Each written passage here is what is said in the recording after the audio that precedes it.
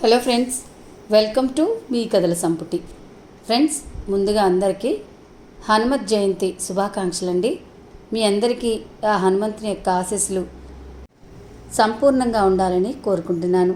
ఈరోజు నుంచి అమూల్య సంపద అనే నవలతో మీ ముందుకు వస్తున్నాను. ఈ నవల మీ అందరికీ నచ్చుతుందన్న ఆశతోనే ప్రారంభించడం జరుగుతుంది. నవల నచ్చితే కనుక మరిన్ని మంచి నవలలు వినాలి అనుకుంటే కనుక తప్పకుండా మన ఛానల్ని సబ్స్క్రైబ్ చేయండి, లైక్ చేయండి, షేర్ చేయండి, కామెంట్ చేయండి. ఆసక్తి ఉన్న మీ స్నేహితులకు, బంధువర్గానికి మన ఛానల్ని షేర్ చేసి ఛానల్ని వారి చేత కూడా సబ్స్క్రైబ్ చేయించి నన్ను, నా ఛానల్ని ప్రోత్సహిస్తూ వస్తారని ఆశిస్తున్నాను. ఇక నవలలోకి వెళ్ళిపోదామా? మరి చదువుతున్నది శాంతినారాయణ. ఆ రోజుతో ఫైనల్ ఇయర్ ఎగ్జామ్స్ అయిపోవడంతో జేఎన్టీయూలో ఎంతో హడావిడిగా ఉంది. విద్యార్థులు గుంపులుగా విడిపోయారు. ఒక్కొక్కళ్ళు షేక్ హ్యాండ్ ఇచ్చుకుని కౌగిలించుకుని వాళ్ళు వేసే అరుపులు కేకలతో యూనివర్సిటీ కోలాహలంగా ఉంది. 4 సంవత్సరాలు కలిసిమెలిసి అనుబంధాన్ని పెంచుకున్న వాళ్ళు స్నేహితుల్ని వదిలి వాళ్ళ సొంత ఊళ్ళకు పోవాలంటే భావోద్వేగానికి గురవుతున్నారు. ఈ ఆనందకరమైన రోజులు మళ్ళీ రావు అనే ఊహను వాళ్ళు తట్టుకోలేకపోతున్నారు. స్నేహితుల పరిస్థితి అలా ఉంటే అంతకంటే మరో అడుగు ముందుకు వేసి మరింత బలమైన ప్రేమ అనే బంధంలో ఇరుక్కున్న వాళ్ళ పరిస్థితి మరింత దయనీయంగా ఉంది. కొన్ని జంటలు విడివిడిగా నిట్టూర్పులు, ఓదార్పులతో తలమునకలవుతూ ఉన్నారు. సహజంగానే తల మీద నీళ్లకుండా ఉండే అమ్మాయిలు కన్నీళ్ల పర్యంతం అవడం, కాలరెత్తుకు తిరిగే అబ్బాయిలు ధైర్యం చెప్పడం అక్కడ వాళ్ళు విడిపోయే ముందు జరిగే సాధారణ సన్నివేశం. ఇప్పట్లా ఆ రోజు కలుసుకుని లోకాన్ని మరచి గంటలు కబుర్లు చెప్పుకునే అవకాశం ఇక ముందు ఉండదు. ఎంత చరవాణులు ఉన్నా ఇంట్లో అందరి ముందు మనసారా మాట్లాడుకునే ప్రశ్నే లేదు. అలేఖ్య, రవి పలకరింపుతో ఈ లోకంలోకి వచ్చింది అలేఖ్య. ఆమె కళ్ళు వర్షించడానికి సిద్ధంగా ఉన్న మేఘాల్లా ఉన్నాయి. ఇలా విడిపోయే రోజు వస్తుందని ముందే తెలిసినా వాళ్ళు మానసికంగా సిద్ధమై లేరు. ఎల్లకాలం తాము కలిసే ఉంటామని, తమనెవ్వరూ విడదీయలేరనే భ్రమలోనే బ్రతుకున్నారు. ఈరోజు విడిపోక తప్పని పరిస్థితి. రవి పరిస్థితి కూడా అలేఖ్య పరిస్థితికి భిన్నంగా ఏమీ లేదు. ఊహలకున్నంత దూరం వాస్తవానికి లేకపోవడమే బాధకు కారణం. మగవాడు కాబట్టి రవి కన్నీళ్లకు అనర్హుడు. చి, ఏమిటిది అన్నాడు రవి. అలేఖ్య గులాబీ బుగ్గల మీద నుంచి జారిపోవడానికి ప్రయత్నిస్తున్న కన్నీటి బొట్టును తన కుడి చేతి చూపుడు వేలి కొనతో సున్నితంగా తుడుస్తూ, నిన్ను వదిలి నేనుండలేను రవి అందిలా అలేఖ్య బేలగా. పిచ్చి, నేనుండగలనా అన్నాడు రవి. నువ్వు మగాడివి, నీకు ఏదైనా సాధ్యమే అంది అలేఖ్య. సాధ్యమేనే, ఈరోజు పెళ్లి చేసుకుందాం అన్నాడు అలేఖ్య చేపట్టుకుని. జరగని విషయాలు ఎందుకు చెప్తావు రవి? నేను ఈరోజు మా ఊరు వెళ్ళిపోతున్నాను. రోజు నాకు నువ్వు కనిపించగలవా? ఇట్లా మాట్లాడగలనా అంది అలేఖ్య. మాట్లాడగలను అన్నాడు రవి. ఎలా? ఫోన్లో అన్నాడు నవ్వుతూ. కుళ్ళు జోక్, అసలు నీకు నవ్వెలా వస్తుంది? నేను సీరియస్గా మాట్లాడుతుంటే అంది అలేఖ్య కోపంగా. ఇద్దరం ఏడుస్తూ కూర్చుంటే ఓదార్చే వాళ్ళెవరు అన్నాడు రవి రాణి నవ్వును తెచ్చుకుంటూ. మేము అంటూ వచ్చారు శేఖర్, లలిత. రవి అలేఖ్యలకు అత్యంత సన్నిహిత మిత్రులు వాళ్ళు. ఇక్కడ అదే సీన్ అంది లలిత నవ్వుతూ అలేఖ్య భుజం మీద చేయి వేసి. మీ సీన్ పూర్తయిపోయిందా అన్నాడు రవి. వీడు చూడకుండా ఉండలేనని ఒకటే ఏడుపు. వీడియో కాల్స్ చేసుకుందాం లేరా అని ఓదార్చా. ఎంఎస్కి స్టేట్స్కి పోతే ఎలాగూ తప్పదు, దేశంలో ఉండి కూడా చూడకుండా ఎలా ఉండడం అంటున్నాడు శేఖర్ అంది లలిత సన్నివేశాన్ని తేలిక చేస్తూ. అలేఖ్య, రవి ఇద్దరు నవ్వేశారు. మనసుంటే మార్గం ఉంటుందోయ్ అన్నాడు రవి. ఏమిటి మార్గం అంది అలేఖ్య కుతూహలంగా. పెళ్ళాడ్డమే అన్నాడు రవి. ఏదో సామెత చెప్పినట్లుంది. డిగ్రీ ఇంకా చేతికి రాలేదు, ఉద్యోగం రాలేదు, పెళ్ళి ఎలా పోషిస్తాడో అంది లలిత. రిక్షా లాగి. అవునా అంది అలేఖ్య. రిక్షాలు ఎక్కడున్నాయో లాగడానికి, పాపం అన్ని చోట్ల షేరింగ్ ఆటోలు, క్యాబ్లేగా అంది లలిత. ఆఫర్ లెటర్ వచ్చిన అపాయింట్మెంట్ ఆర్డర్ రావడానికి ఓ 6 నెలలైనా పడుతుంది అన్నాడు రవి ఆలోచిస్తూ. కదా, అప్పటిదాకా నిన్ను చూడకుండా ఎలా ఉండాలన్నదే అలేఖ్య బెంగ అన్నాడు శేఖర్. ఒక పని చేద్దాం అంది అలేఖ్య సాలోచనగా. చెప్పు అన్నాడు రవి. పెద్దవాళ్ళకి చెప్పి ఆశీర్వచనం తీసుకుందాం అంది అలేఖ్య సీరియస్గా. వాళ్ళు ఒప్పుకోకపోతే అన్నాడు రవి. ఒప్పిద్దాం, మా ఇంట్లో నాకు సాధ్యమే, కానీ మీ ఇంట్లో మా నాన్నగారితో సమస్య లేదు, చిక్కల్లా మా అమ్మతోనే. అయినా నో ప్రాబ్లం, నేను రెడీ అన్నాడు రవి. ఎప్పుడొస్తావు అంది అలేఖ్య. ఆలస్యం అమృతం విషయం నాయనా, త్వరగా తేల్చు అంది లలిత నవ్వుతూ. రవి ఒక నిమిషం ఆలోచించాడు. రేపు ఏకాదశి, మంచిది. రేపు నేను మీ ఇంటికి వస్తాను. ఈ లోపలే మీ వాళ్ళకి చెప్పుంచు అన్నాడు రవి. రేపా? ఏ రేపటిదాకా ఆగలేవా? నేనన్నది రేపేనా అని. సరే రేపేరా, ఉదయం 10 వచ్చేయి అంది అలేఖ్య. ఇంతలో అలేఖ్య వాళ్ళ కార్ డ్రైవర్ హారన్ మోగించడంతో బాయ్ రవి అని అతను చేయి పట్టుకుని సున్నితంగా నొక్కి వదిలింది. Thank you Lalitha, thank you Shekhar, మీతో టచ్లో ఉంటా అని వాళ్ళిద్దరికీ షేక్ హ్యాండ్ ఇచ్చి కారు ఎక్కింది. ముగ్గురు అలేఖ్యకు బాయ్ చెప్పారు. కారు కాకినాడ నుంచి కోటిపల్లి దారిలో ఉన్న రోడ్డు వైపు వేగంగా వెళ్తోంది. దారంతా ఇరుప్రక్కల పచ్చటి వరిచేలు, అక్కడక్కడ కొబ్బరి చెట్లు, మధ్య మధ్య పంట కాలువలతో కన్నులకింపుగా ఉంది. రోజు చూసే దారి అయినా ఈరోజు ఎందుకో అలేఖ్యకు కొత్త అందాలు కనిపిస్తున్నాయి. మనసు ఓ నిర్ణయానికి వచ్చిన తర్వాత ఎంత సమస్య అయినా చిన్నదైపోతుంది. మనసు ఒకళ్ళకిచ్చిన తర్వాత ఇరుకైన పోయినట్లే. అలేఖ్య తన నిర్ణయంపై తనకు నమ్మకం ఉంది. తన తండ్రి తన మాట కాదనరు అనే భరోసా ఉంది. ప్రతి పూట 25 విస్తళ్ళు లేచే ఆ ఇంట్లో అలేఖ్య మాటే వేదం. తాత, బామ్మ, చిన్నాన్నలు, పిన్నులు, వాళ్ళ పిల్లలు, పెళ్ళయి భర్త పోయిన మేనత్త, వాళ్ళ పిల్లలు, 4 పాలేర్లు కలిసి ఓ 25 మంది ఉంటారు. కారు సుందర గోదావరి తీర గ్రామం కోటిపల్లిలో ప్రవేశించింది. శివారులో ఉన్న పంట కాలువపై వంతెన దాటి ఊరి మధ్య ఉన్న కోనేరు సోమగుండం ప్రక్కగా పాకి సోమేశ్వరుని గుడి ముందు నుంచి వెళ్ళి ఓ ఇంటి ముందు ఆగింది. దిగండి అమ్మాయి గారు అన్నాడు డ్రైవర్. మాట ఆలోచనలో నుంచి బయటకు వచ్చిన కారు దిగింది అలేఖ్య. ఫ్రెష్ అయ్యి ఇంట్లో తాత, బామ్మ, పిన్నులు అందరినీ పలకరించి తన గదిలోకి వెళ్ళి కాసేపు ఫ్రెండ్స్తో ఫోన్ మాట్లాడింది. రాత్రి భోజనం అయ్యాక తండ్రి జానకిరామయ్య ప్రక్కగా చేరింది అలేఖ్య. కూతురికి ఇంజనీరింగ్ అయిపోవచ్చిన ఆయన దృష్టిలో ఇంకా పసిపిల్లే. బోసినవ్వుల అలేఖ్య, పట్టుపరికిణీల అలేఖ్యగా, పంజాబీ డ్రెస్లో అలేఖ్యగా మారిన ఆయన కన్నతల్లి ఐశ్వర్యాంబిక భావిస్తాడు. చిన్నప్పుడే భార్య తిరిగిరాని లోకాలకు పోయినా ఆయనే తల్లి తండ్రి అయ్యాడు. అలేఖ్య ఎప్పుడేం అడిగినా ఆయన కాదనలేదు, కాదు అని అనలేడు కూడా. అదే ఆయన బలహీనత. నాన్న, ఒక్క విషయం అడుగుతా, చెప్తావా? అలేఖ్య తండ్రి భుజాల మీద చేతులేసి గారంగా అడిగింది. అడుగు నాన్న అన్నాడు ఆయన చిరునవ్వుతో. నీ పెంపకం మీద నీకు నమ్మకం ఉందా నాన్న? 100% నీ కూతురు ఎప్పుడు తప్పు చేయదుగా నాన్న? నిస్సందేహంగా. నీ కూతురు కోరికలు సమంజసమైనవే కదా? ఖచ్చితంగా. మరి నీ అనుమానాలు ఇంకా ఏమన్నా ఉన్నాయా? తీరాయి నాన్న. కానీ నువ్వు వంశప్రతిష్టకు మచ్చ తెచ్చే పనులేం చేయవని, ఏ పనైనా ఆలోచించి చేస్తావని, పెద్దవాళ్ల మాటలకు నువ్వు అపారమైన గౌరవాన్ని ఇస్తావని కూడా నాకు తెలుసు అన్నాడు జానకిరామయ్య తన చిట్టి తల్లి తల నిమురుతూ. థ్యాంక్ యూ నాన్న, నా మీద నీకంత నమ్మకం ఉన్నందుకు అన్నది అలేఖ్య. చెప్పరా, నీ ఉపోద్ఘాతం అంతా ఎందుకో నాకు అర్థం కాలేదు. అసలు విషయం చెప్పు అన్నాడు జానకిరామయ్య. చెప్పాక నువ్వు ఏమనకూడదు మరి అంది. ప్రామిస్ అన్నాడు ఆయన. అప్పటికి ఏం చెప్పాలి అని 100 సార్లు రిహార్సల్స్ వేసుకునింది. చివరికి, నాన్న, నేను రవి అనే నా క్లాస్మేట్ని ప్రేమించాను. అతను కూడా నన్ను ప్రేమిస్తున్నాడు. వాళ్ళది మనలాగా సాంప్రదాయబద్ధమైన సమాజంలో గౌరవంగా బ్రతుకుతున్న కుటుంబమే. నీకు నీ కూతురి మీద ఉన్న నమ్మకాన్ని ఏనాడు వమ్ము చేయను నాన్న. రవి మంచివాడు, అందగాడు, బుద్ధిమంతుడు, క్లాసులో మెరిట్ స్టూడెంట్. నువ్వు నా మాట కాదు అనవనే నమ్మకంతోనే రవిని రేపు ఉదయం రమ్మన్నాను. నీకు నచ్చితేనే పెళ్లి చేసుకుంటాను, నీ ఆశీర్వచనం లేకపోతే చేసుకోను నిక్కచ్చిగా చెప్పింది అలేఖ్య. అలేఖ్య సంగతి ఆయనకి తెలుసు. చిన్నప్పటి నుంచి తన బంగారు తల్లి కోరరాని కోరిక ఏనాడు కోరలేదు. ఏ నిర్ణయమైనా 1-2 సార్లు ఆలోచించి తీసుకుంటుంది. కుటుంబ గౌరవం, సంప్రదాయాలు, ఆచారాలు, పరువు ప్రతిష్టల మీద నిర్దిష్టమైన ఆలోచనలున్నాయి. తనకే ధర్మ సంకటం వచ్చినప్పుడు ఎన్నోసార్లు ఏది మంచో ఏది చెడో చెప్పి సలహాలు ఇచ్చింది.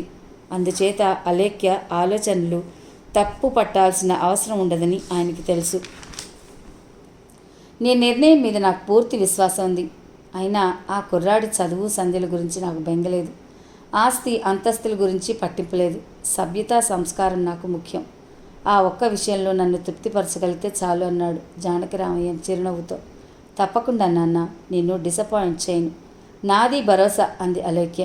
ఓకే, నువ్వు హాయిగా నిద్రపో అన్నాడు జానకిరామయ్య. థ్యాంక్ యూ నాన్న. గుడ్ నైట్ అంది అలేఖ్య ఆనందంగా. Good night. ఆ రాత్రి అలేఖ్యకు అన్నీ సుందర స్వప్నాలే. రవి ఇంటికొచ్చాడన్న మాటే గాని అలేఖ్య అంత ఆనందంగా లేడు. రేపు అలేఖ్య తండ్రికి ఆ ఒక్క విషయంలో ఏం సమాధానం చెప్పాలో అర్థం కావడం లేదు. అది తన తప్పు కాకపోయినా, దానికి తన ప్రమేయం లేకపోయినా నైతికంగా తనకి బాధ్యత ఉంది. ఆ ఒక్క విషయం చాలు అలేఖ్య తండ్రి నో అని చెప్పడానికి. అతను ఆ విషయాన్ని కప్పి ఉంచలేడు. అది తన స్వభావానికే విరుద్ధం. అందానికి తనేం తీసిపోడు. ఆస్తిపరంగా అంతరాలున్నా వాళ్ళు పట్టించుకునేంత కాదు. కానీ ఆ విషయం తలుచుకుంటే చెప్పుకోవడానికి సిగ్గుగా ఉంది. ఆలోచించి అలసిపోయాడు. అలేఖ్యతో ఒకసారి ఫోన్లో మాట్లాడి గుడ్ నైట్ చెప్పాలని అనుకున్నాడు. కానీ అంతరాత్రి వేళ అంతమంది ఆ ఇంటి జనాభాలో తనని ఎవరైనా గమనిస్తే తనపై సద్భావం పోతుందని ఆ ప్రయత్నం విరమించాడు. అలేఖ్య గురించి ఆలోచనలు నిద్రను దూరం చేశాయి. ఆఖరికి దైవం మీద భారం వేసి నిద్రకు ఉపక్రమించాడు.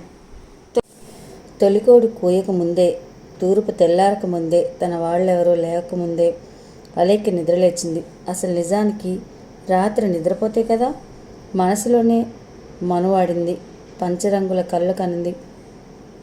మధుర ఊహలకు జోలపాడింది. ఇంటిల్లిపాదని నిద్రలేపింది. తలంటి స్నానం చేసి తనకిష్టమైన పాలపిట్ట రంగు పట్టు పరికిని, బుట్ట చేతుల జాకెట్టు ఓణి వేసుకుని, జడగంటలు పెట్టుకుని అచ్చు బాపు బొమ్మలా తయారైంది. ఇంట్లో అందరితో హుషారుగా కబుర్లు చెప్తూ, ఇల్లంతా కలివిడిగా తిరుగుతూ, మధ్య మధ్యలో వీధి గుమ్మంలోకి వచ్చి పదే పదే ఎదురు చూస్తుంది. మళ్ళీ మండువా లోయలో ఉన్న గోడ గడియారం కేసి చూసి నిట్టూర్పు వదిలింది. ఆ తాతల నాటి గోడ గడియారం మరీ నెమ్మదిగా తిరుగుతోందనే అనుమానంతో వాచ్ చూసుకుని నిర్ధారించుకుంటోంది. ఎక్కడ శబ్దమైనా రవి మోటార్ సైకిలేమో అన్న భావం వీధిలోకి రావడం. ఏ పాలవాడో పోకిరివాడో అయితే నిరుత్సాహపడ్డం. ఓ గంట నుంచి అదే తంతు. హడావిడి పెళ్లి కొడుకు నీలాటి రేవు కాసట్ట. అలా ఉందే అలేఖ్య అని తంతు అని పిన్నులు అత్తలు ఆట పట్టిస్తున్నారు. అంటే అనండి నాకే అన్నట్లు లైట్ తీసుకుని ఎదురు చూస్తూనే ఉంది. ఇంట్లో అందరికీ ఈ విషయం తెలియడంతో పెళ్లికళ వచ్చేసిందే బాల అంటూ పాడటం మొదలెట్టారు. అలేఖ్య సెలక్షన్ ఎలా ఉంటుందో చూడాలని అందరూ ఆతృతగా ఎదురు చూస్తున్నారు. గడియారం ముళ్ళులు భారంగా కదులుతున్నాయి. 8, 9, 9:05, 10, 15, 9:55, 10 గంటలు కొట్టింది గోడ గడియారం. మోటార్ సైకిల్ చప్పుడుతో అందరూ వీధి గుమ్మం కేసి చూశారు. రవి సరిగ్గా 10 గంటలకే అలేఖ్య ఇంటి గేటు ముందు బైక్ దిగాడు. రాజప్రాసాదంలో ఉన్న లంకంత ఆ ఇల్లు చూస్తూనే కేవలం 2 బెడ్రూమ్లు, హాలు, కిచెన్తో ఉన్న తన చిన్న ఇల్లు జ్ఞాపకం వచ్చింది.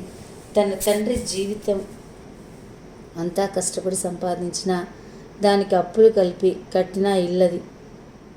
ఇంద్రభవనం లాంటి ఈ ఇంట్లో పట్టుపరుపుల మీద పవళించే అలేఖ్య లక్కపెడత లాంటి తన ఇంట్లో ఆ గదుల్లో ఒక్కరోజు ఉండగలదా? ప్రేమ పేరుతో తను అన్యాయం చేస్తున్నాడా? ఆ ఆలోచన రాగానే అప్రయత్నంగా రవి ఒక్క అడుగు వెనక్కి వేశాడు. Hi Ravi, welcome. మేడపై నుంచి అలేఖ్య కేక వినపడటంతో తల ఎత్తి పైకి చూశాడు. మేడపై నుంచి అలేఖ్య నవ్వుతూ చెయ్యి ఊపుతోంది. మొహానికి నవ్వు పులుముకొని హాయ్ అంటూ చెయ్యి ఊపి నెమ్మదిగా గేటు తీసుకుని ఇంటి ఆవరణలోకి అడుగుపెట్టాడు రవి. పూర్వం బాటసారులు సేద తీరి విశ్రమిస్తారని పెద్ద పెద్ద అరుగులు కట్టి ప్రహరీ గోడ కట్టేవారు కాదు.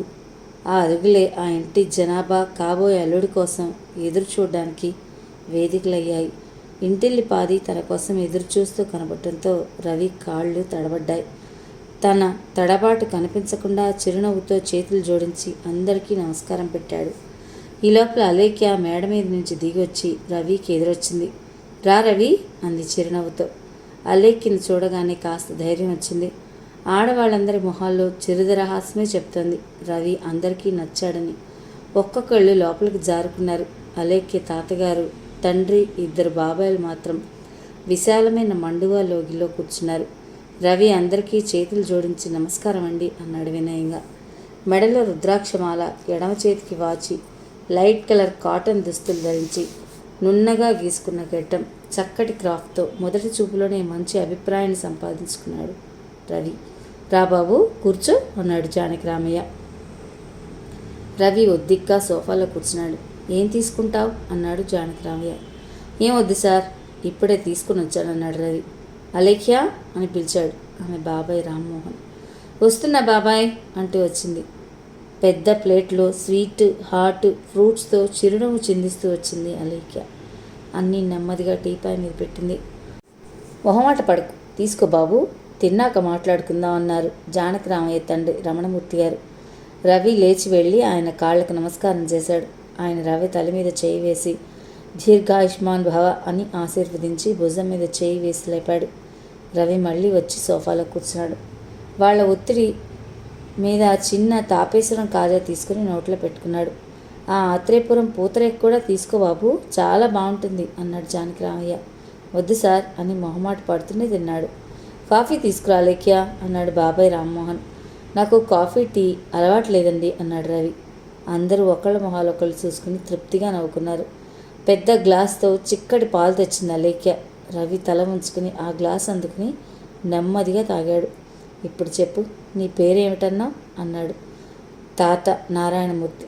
రవి అండి. నా పేరు. అలేఖ్యతో బీటెక్ చదివావు అవునా అన్నాడు జానకి రామయ్య. అవును సార్. మీ నాన్నగారు? మా నాన్నగారి పేరు సుందర్రావు గారండి. సుందరం మాస్టర్ అంటే మా ఊళ్ళో ఎవరైనా చెప్తారు.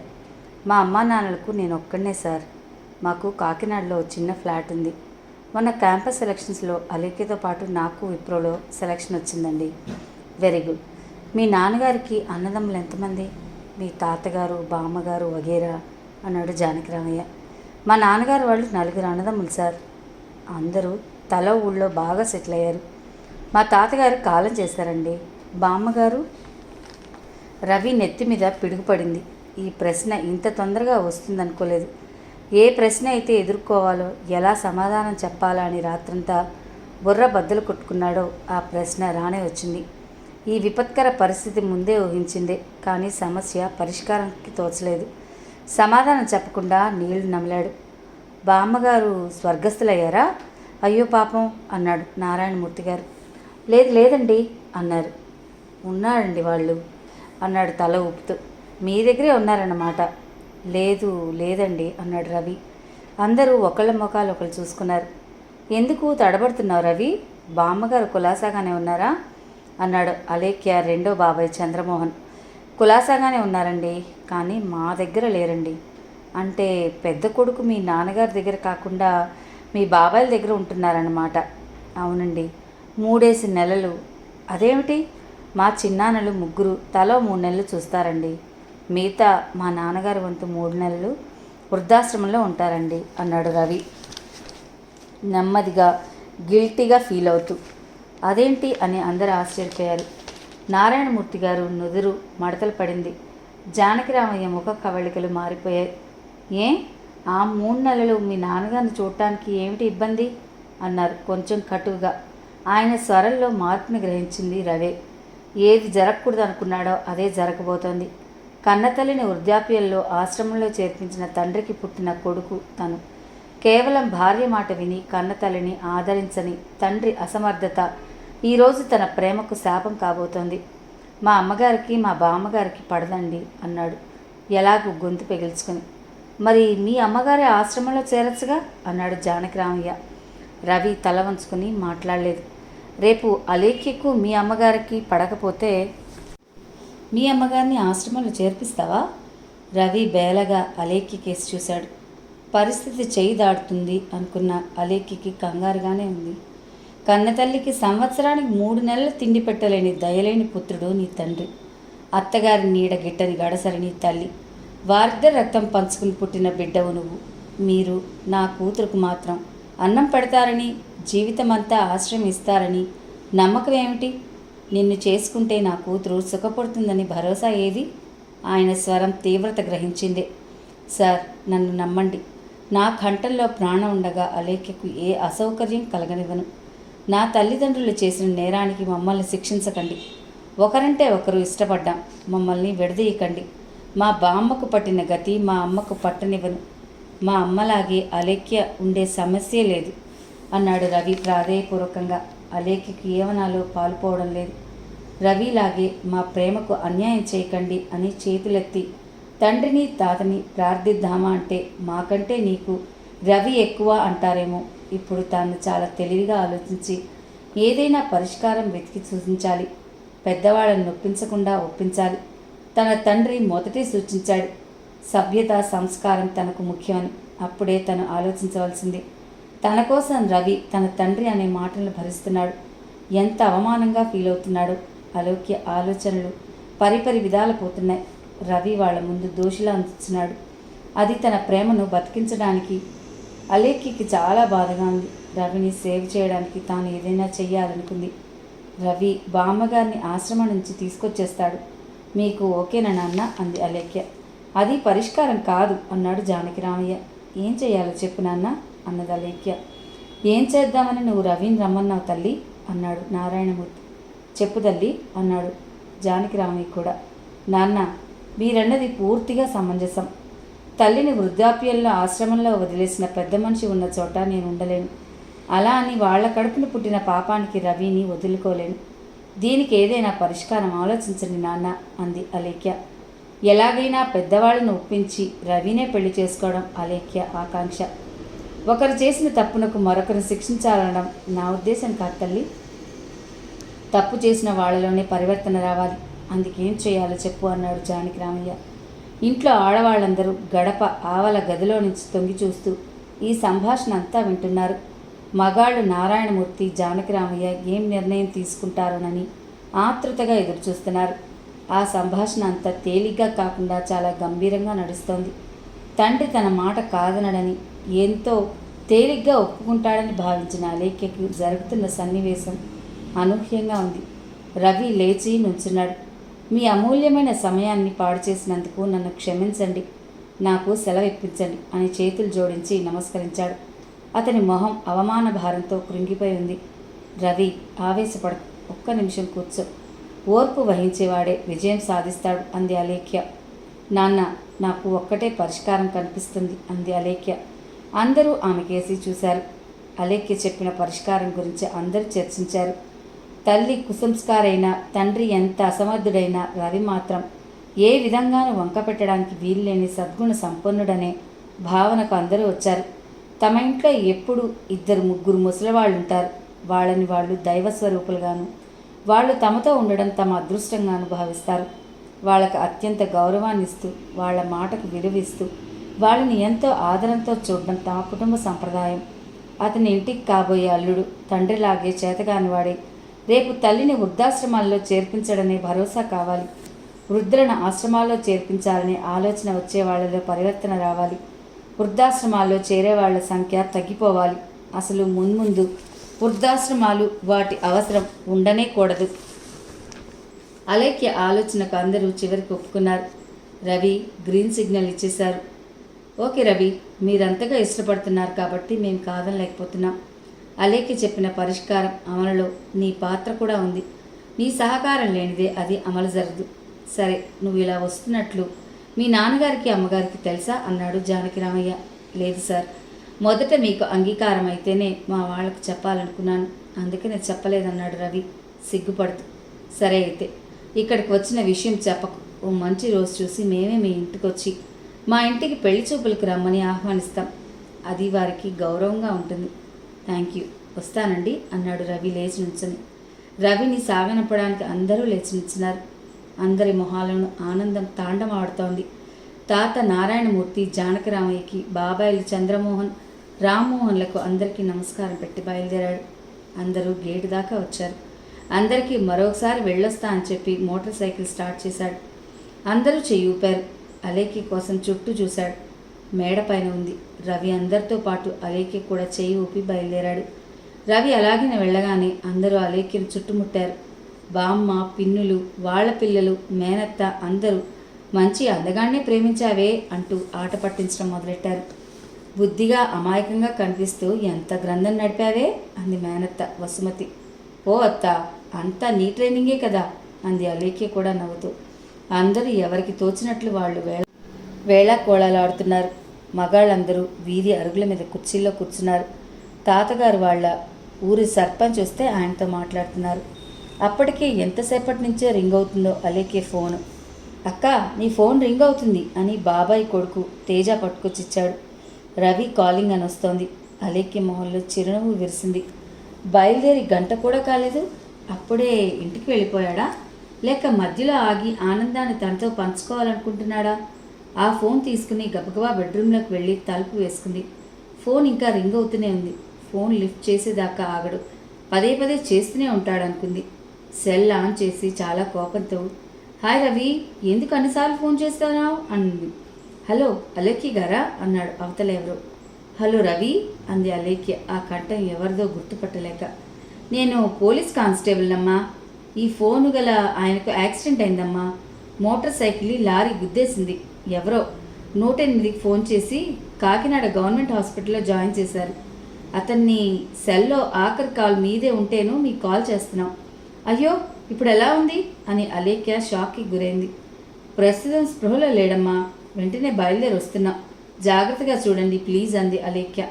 ఏడుపు తన్నుకొచ్చేస్తుంది. సెల్ ఆఫ్ చేసింది.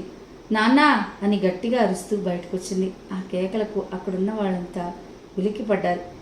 ఏమైంది అని పిన్నులు, ఏమైందే అని మేనత్త, ఏమైందిరా అని నాన్న ఒక్కసారిగా అంతా పరిగెత్తుకొచ్చారు. నాన్న, రవి యాక్సిడెంట్ నాన్న, కాకినాడ గవర్నమెంట్ హాస్పిటల్లో ఉన్నట్లు ఎవరో ఫోన్ చేసి చెప్పారు.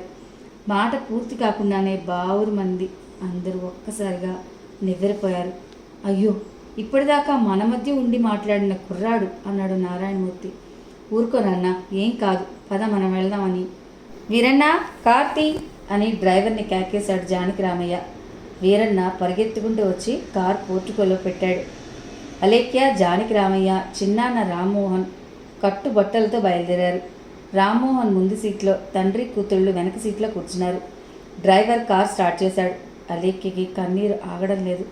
తన కోసం, తన ప్రేమ కోసం తల్లిదండ్రులకు కూడా చెప్పకుండా 40 కిలోమీటర్ల మోటార్ సైకిల్పై వచ్చాడు. ఎన్నో అవమానకరమైన మాటలు పడిన తర్వాత తమ ప్రేమకు ఆమోదం పొందాడు. ఆ ఆనందంతో బయలుదేరి ఇంటికి వెళ్ళకముందే ప్రమాదానికి గురయ్యాడు. రవి ఇప్పుడు ఎలా ఉన్నాడు? అనాథలా గవర్నమెంట్ హాస్పిటల్లో దిక్కుమొక్కు లేకుండా పడున్నాడా? అక్కడ సరైన వైద్యం అందుతుందో లేదో? రవి తల్లిదండ్రులకైనా ఈ విషయం తెలిసిందో లేదో? తెలిస్తే ఈ వయసులో వాళ్ళు తట్టుకోగలరా? భగవంతుడా, రవిని రక్షించు. అలేఖ్య కర్చీఫ్ కన్నీటితో తడిసి ముద్దయింది. జానకి రామయ్య కూతురికి ధైర్యం చెప్తూ పొదివి పట్టుకున్నాడు. గంట క్రితం హుషారుగా తమతో కబుర్లు చెప్పిన వ్యక్తి, తన కూతురికి భర్త అవుతాడని, తమ ఇంటికి అల్లుడవుతాడని అనుకున్న వ్యక్తి ఇంతలో యాక్సిడెంట్కి గురవడం ఏమిటి? నిన్న కాక మొన్న పరిచయమైన అలేఖ్య ఇంత బాధపడుతుందంటే కనీ పెంచిన ఆ తల్లిదండ్రులు ఎంత బాధ అనుభవిస్తారో అన్న ఆలోచనలతో జానకి రామయ్య మనసు స్థిమితంగా లేదు. అతన్ని రక్షించమని అనేక దేవుళ్లకు మొక్కుకున్నాడు. కారు ఎంతో వేగంగా వెళ్తున్నా అలేఖ్యకు అసహనంగానే ఉంది. రవి గవర్నమెంట్ హాస్పిటల్లో ఆధారపడి ఉంటాడనే ఆలోచన ఆమెకి బాధాకరంగా ఉంది. త్వరగా పోనీ వీరన్న అంది అలేఖ్య. వచ్చేసావమ్మా, ఒక్క 10 నిమిషాలు అన్నాడు వీరన్న. 10 నిమిషాలంటే అలేఖ్యకు 10 యుగాల్లా ఉంది. అలేఖ్య కాకినాడలో ఉన్న తన ఫ్రెండ్స్కి ఫోన్ చేసింది. అప్పటికే కొంతమంది హాస్పిటల్కి వచ్చున్నారు. రవి అమ్మా నాన్న కూడా హాస్పిటల్లో ఉన్నారని వాళ్ళు చెప్పగానే కాస్త రిలీఫ్గా ఫీల్ అయింది. కారు జగన్నాథపురం బ్రిడ్జి దాటి కాకినాడ సిటీలో ప్రవేశించగానే అలేఖ్యలో ఆందోళన పెరిగింది. హాస్పిటల్ని సమీపిస్తూనే గుండె వేగంగా కొట్టుకోవడం మొదలెట్టింది. రవిని ఏ స్థితిలో చూడాల్సి వస్తుందో అనే భయం వెంటాడుతోంది. రవికి ఏదైనా అయితే తను ప్రాణాలతో ఉండగలదా? కారు హాస్పిటల్లో ప్రవేశించి ఆగగానే అలేఖ్య డోర్ తీసుకుని గబగబా దిగిపోయింది. వెనకే జానకి రామయ్య, చిన్నాన్న రామ్మోహన్ దిగారు. అలేఖ్య వేగంగా నడుచుకుంటూ రిసెప్షన్కి వెళ్ళింది. రవి పేరు, యాక్సిడెంట్ విషయం చెప్పగానే వాళ్ళు కంప్యూటర్లో చూసి ట్రామా కేర్లో ఉన్నట్లు కన్ఫర్మ్ చేశారు. వాళ్ళు చెప్పిన ప్రకారం జానకి రామయ్యను, రామ్మోహన్ను తీసుకుని పరుగు వంటి నడకతో ట్రామా కేర్ వార్డుకి చేరుకుంది. ఈ లోపల జానకి రామయ్య మిత్రుడు డాక్టర్ రమణమూర్తితో ఫోన్లో మాట్లాడాడు. డాక్టర్ రమణమూర్తి గారితో మాట్లాడాను, ఆయన ట్రామా కేర్లోనే ఉన్నట్ట అన్నాడు అలేఖ్యతో జానకి రామయ్య. అక్కడ వార్డు బయట చాలామంది కూర్చున్నారు. అందరి మొహాల్లోనూ ఆందోళన. వారి వారి బంధువుల లోపల ఏ పరిస్థితుల్లో ఉన్నారో అని. కొంచెం ముందుకు వెళ్ళగానే మిత్రుడు శేఖర్ మరో 4 ఫ్రెండ్స్తో కనిపించాడు. వాళ్ళని చూడగానే అలేఖ్యకు కాస్త ధైర్యం వచ్చింది. నీ ఫోన్ రాకముందే మేము వచ్చాం. రవి ఆఖరి కాల్ చేసిన వాళ్ళందరికీ పోలీసులు తెలియజేశారు. డోంట్ వరీ, బ్లడ్ చాలా పోయింది, బ్లడ్ ఎక్కిస్తున్నారు, ఇంకా స్పృహలోకి రాలేదు. లక్కీగా హెల్మెట్ ఉన్న మూలంగా సేవ్ అయ్యాడన్నాడు శేఖర్. థ్యాంక్స్ శేఖర్, మంచి వార్త చెప్పావు. విషయం తెలిసినప్పటి నుంచి టెన్షన్తో చచ్చిపోతున్నాను.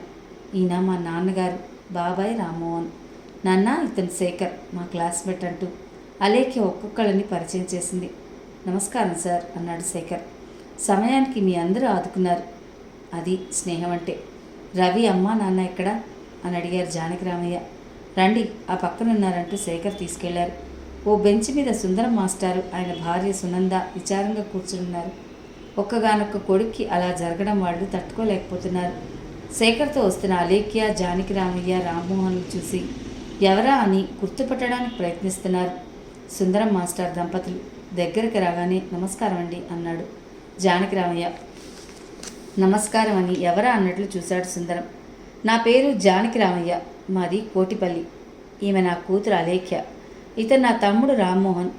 అలేఖ్య, మీ అబ్బాయి రవి క్లాస్మేట్స్. ఇలా యాక్సిడెంట్ అయిందని తెలిసి వచ్చాం అన్నాడు జానకిరామయ్య. ఘోరం జరిగిపోయింది బాబు. ప్రొద్దున్నే లేచి స్నానం చేసి సంధ్య వార్చుకుని కోటిపల్లి సోమేశ్వరుని గుడికి వెళ్ళొస్తానని అన్న పిల్లవాడు ఇలా వస్తాడనుకోలేదు. ఈ వార్త తెలియగానే మా గుండెలు ఆగిపోయాయి. ఈ వయసులో మాకు ఈ కష్టం. ఏం పాపం చేశాం? కళ్ళు తుడుచుకుంటూ అన్నాడు సుందరం మాస్టర్. ఆయన మాటలు విని మిగతా వాళ్ళకు కూడా కళ్ళు చెమ్మగిల్లాయి. కంగారు పడకండి, నేనున్నాను. నేను డాక్టర్తో మాట్లాడతానన్నాడు జానకిరామయ్య.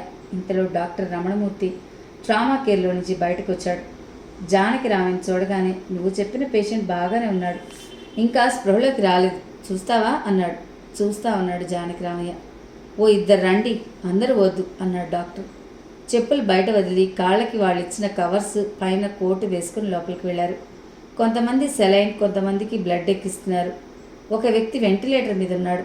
బీపీ, పల్స్ మానిటర్ చిన్నగా శబ్దం చేస్తున్నాయి. అలేఖ్య కళ్ళు రవి కోసం వెతుకుతున్నాయి.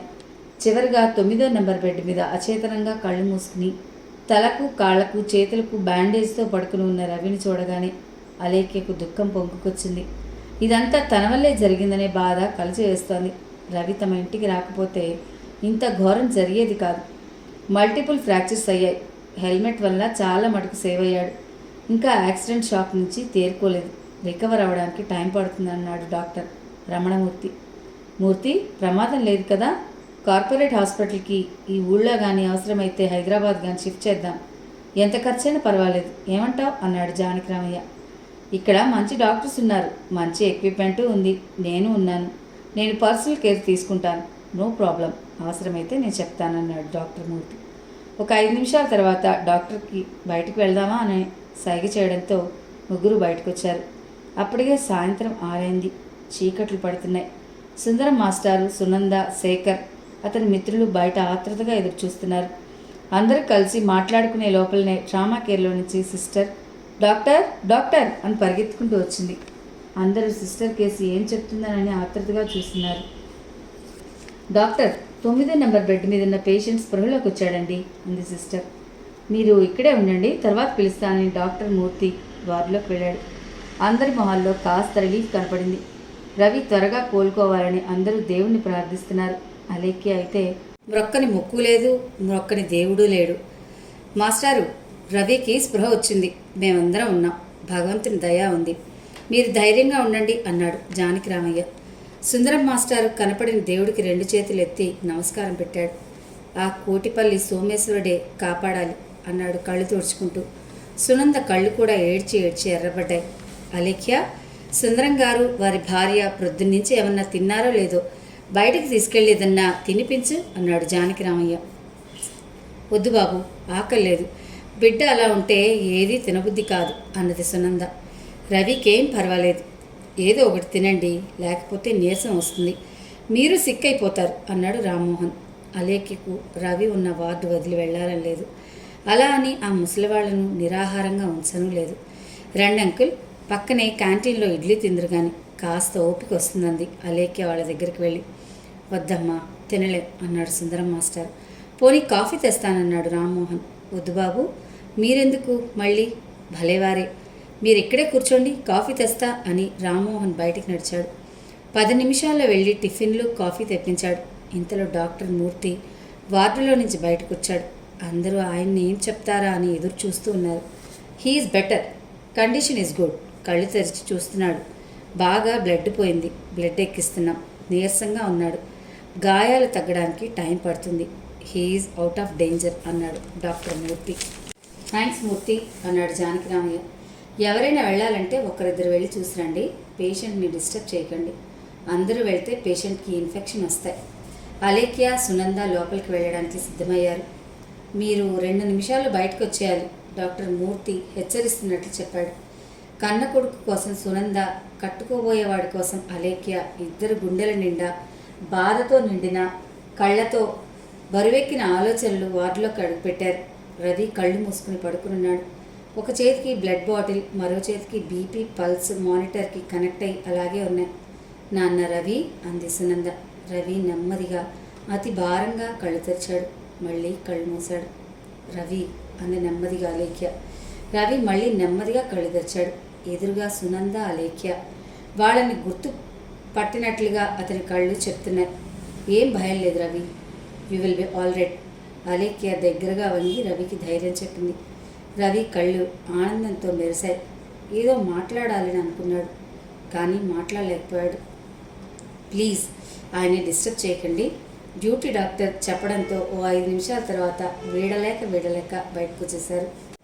అందమైన ఐశ్వర్యవంతురాలైన అలేఖ్య తన తండ్రి, బాబాయిలతో సహా వచ్చి తన కొడుకు క్షేమం కోసం ఎందుకు ఆరాటపడుతోందో సునందకు అర్థం కాలేదు. అలేఖ్య తన కొడుకును ప్రేమిస్తోందా? వాళ్ళిద్దరి మధ్య ఏమైనా నడుస్తోందా? సునంద ఆలోచనలు పరిపరి విధాలు పోతున్నాయి. మెడికో లీగల్ కేసు కదా, ఒకసారి నేను పోలీస్ స్టేషన్కి పోయేస్తాను. యాక్సిడెంట్ చేసిన వాడు ఉన్నాడో తప్పించుకుని పారిపోయాడో తెలుసుకొస్తానన్నాడు జానకిరామయ్య. నేను వస్తాను అన్నాడు రామ్మోహన్. వద్దు, వీళ్ళకి తోడుగా ఉండన్నాడు జానకిరామయ్య. అలేఖ్య, మీరు ఇక్కడే ఉండండి, నేను పోలీస్ స్టేషన్కి ఒకసారి వెళ్ళొస్తాను అని కారెక్కాడు జానకిరామయ్య. అలేఖ్య తల ఊపి సుందరం, సునందల పక్కన కూర్చుంది. రాత్రి 8 అయింది. అలేఖ్య, మనం బయట ఉండి చేయగలిగింది ఏమీ లేదు. మనల్ని కాసేపు ఉన్నాక ఇక్కడ కూడా ఉండనివ్వరు అన్నాడు శేఖర్. థ్యాంక్స్ శేఖర్, మీరు మాకంటే ముందొచ్చి మాతోనే ఉండిపోయారు. మీరందరూ ఏమీ తిన్నట్లు లేదు, మీరు బయలుదేరండి. మా నాన్నగారు వచ్చాక ఏం చేయాలో ఆలోచిస్తామంది అలేఖ్య. రేపు ఉదయాన్నే వస్తామని చెప్పి శేఖర్, మిగతా ఫ్రెండ్స్ వెళ్ళిపోయారు. సుందరం, సునంద, అలేఖ్య, రామ్మోహన్ మిగిలారు. మరో గంటకు జానకిరామయ్య వచ్చాడు. నేను డాక్టర్ మూర్తితో మాట్లాడాను. మనం ఇక్కడి నుంచి చేయగలిగింది ఏమీ లేదు. ఎదురుగా ఉడిప్పి లాడ్జిలో రూమ్స్ బుక్ చేశాను. రాత్రి అక్కడ పడుకుందాం. వీరన్న, రామ్మోహన్ ఈ రాత్రి కోటిపల్లి వెళ్ళి మన ముగ్గురికి బట్టలు తీసుకొస్తారు, లేవండి అన్నాడు. పిల్లాడిని వదిలేసి లాడ్జికి వచ్చినా నిద్ర ఎలా పడుతుంది? లేదు, ఇక్కడే ఉంటాం అన్నాడు సుందరం. అవసరమైతే నేను, అలేఖ్యో హాస్పిటల్లో ఉంటాం. రవి బాధ్యత మాది, మీరు లేవండి. కాసేపు నడుం వాలిస్తే మంచిది అని వాళ్ళని లేవదీశాడు జానకిరామయ్య. అందరూ ఎదురుగా ఉన్న ఉడిపి లాడ్జి చేరారు. ఇల్లు దూరమని సుందరం, సునంద కూడా ఉడిపి రూమ్లోనే ఉండడానికి నిశ్చయించుకున్నారు. జానకిరామయ్య, అలేఖ్య మరో రూమ్లో చేరారు. అందరికీ భోజనం ఏర్పాట్లు చేశారు జానకిరామయ్య. ఎవరికి భోజనం చేయబుద్ధి కాలేదు, అయిందనిపించి రూమ్లోనే చేరారు. పోలీస్ స్టేషన్కి వెళ్ళావు కదా నాన్న, ఏమైంది అని అడిగింది అలేఖ్య. అంతా అయోమయంగా ఉందమ్మా అన్నాడు జానకిరామయ్య. డ్రైవర్ దొరికాడా అంది అలేఖ్య. లేదమ్మా, స్టేషన్కి వెళ్ళాను. ఎస్ఐ తెలిసిన వాడే. యాక్సిడెంట్ కాబట్టి కేసులు బుక్ చేశారు. మొదట ఏదో మామూలు యాక్సిడెంట్ అనుకున్నారు, కానీ ఆ తర్వాత వాళ్ళకి అనుమానం వచ్చింది. అంటే అంది అలేఖ్య అర్థం కాక. ఇది యాక్సిడెంట్ కాదు, కావాలనే ఎవరో చేశారని పోలీసుల అనుమానం. ఆ అవసరం ఎవరికుంది నాన్న? రవికి శత్రువులా? నాకు తెలిసినంతవరకు ఎవరూ లేరు. ఎవరితోనూ గొడవ పడే మనస్తత్వం కాదు అంది అలేఖ్య. రవి గొడవ పడకపోవచ్చు, అవతలివాడు పడవచ్చు కదా. కారు క్రింద పడాలంటే రోడ్డుకి అడ్డంగానే వెళ్ళక్కర్లేదు. పేవ్మెంట్ మీద వెళ్ళే వాళ్ళకు కూడా కారు పైకి వచ్చేస్తుంది. ఎస్ఐ ఏమన్నాడు? వాళ్లకు ఫోన్ కాల్ రాగానే ఎస్ఐ, కానిస్టేబుల్ యాక్సిడెంట్ స్పాట్కి వెళ్ళారట. అప్పటికే 108 అంబులెన్స్ వచ్చిందట. అంబులెన్స్ ఎక్కించి పంపేసి అక్కడ పోగైన జనాన్ని విచారించారు. వాళ్ళంతా ఏమన్నారట? యాక్సిడెంట్ చేసిన వాడు మానవత్వం ఉంటే ఆగి సహాయం చేస్తాడు, లేదా కేసు గొడవ ఎందుకని పారిపోతాడు. కానీ రవి మోటార్ సైకిల్ని లారీ గుద్దిన తర్వాత క్రింద పడ్డ రవిని మళ్ళీ గుద్దించాలని ముందుకు వెళ్ళిన లారీ మళ్ళీ వెనక్కి వేగంగా వచ్చిందట. అక్కడ పొలాల్లో పనిచేసే కూలీలు, రోడ్డు మీద వెళ్ళేవాళ్ళు గట్టిగా కేకలు వేయడంతో లారీవాడు లారీని ముందుకు పోనిచ్చి పారిపోయాట. మై గాడ్ అంది అలేఖ్య గుండెల మీద చేయి వేసుకొని. అక్కడున్న వాళ్ళు లారీ నెంబరు నోట్ చేసి పోలీసులకు ఇచ్చారట. మరికనే లారీ దొరకాలి కదా నాన్న అన్నది. దొరకాలి, కానీ ఆ నెంబరు లారీ 4 రోజుల క్రితం బియ్యం లోడుతో కేరళ వెళ్ళింది. ప్రస్తుతం అది కాలికట్లో ఉంది. అదెలా సాధ్యం? ఏదైనా సాధ్యమే. ఎవరో రవి అంటే ద్వేషం ఉన్నవాళ్ళు ఆ లారీ కాలికట్ వెళ్ళిందని తెలిసి ఆ లారీ నెంబర్ తగిలించుకుని యాక్సిడెంట్ చేసి ఉండొచ్చు. ఎంత క్రిమినల్ బ్రెయిన్! అంత అవసరం ఎవరికుందని రవి నోరు విప్పితే కానీ తెలియదు. ఈరోజు స్పృహలోకి వచ్చాడు కాబట్టి రేపు పోలీసులు వచ్చి స్టేట్మెంట్ రికార్డ్ చేస్తారు. మరో విషయం ఏమిటంటే బ్రెయిన్కి ఎంఆర్ఐ, కాళ్ళకి చేతులకి ఎక్స్రేలు తీశారట. ఎంఆర్ఐ బాగానే ఉంది, కానీ ఎడమ కాలికి చేతికి ఫ్రాక్చర్ ఉన్నాయట. రేపు సర్జరీ చేస్తారట. ఇప్పుడే డాక్టర్ మూర్తి ఫోన్లో చెప్పాడు అన్నాడు జానకిరామయ్య. ఎవరు నాన్న ఇంత దుర్మార్గానికి వెడగట్టింది? ఎంత ప్రమాదం తప్పింది అంది అలేఖ్య.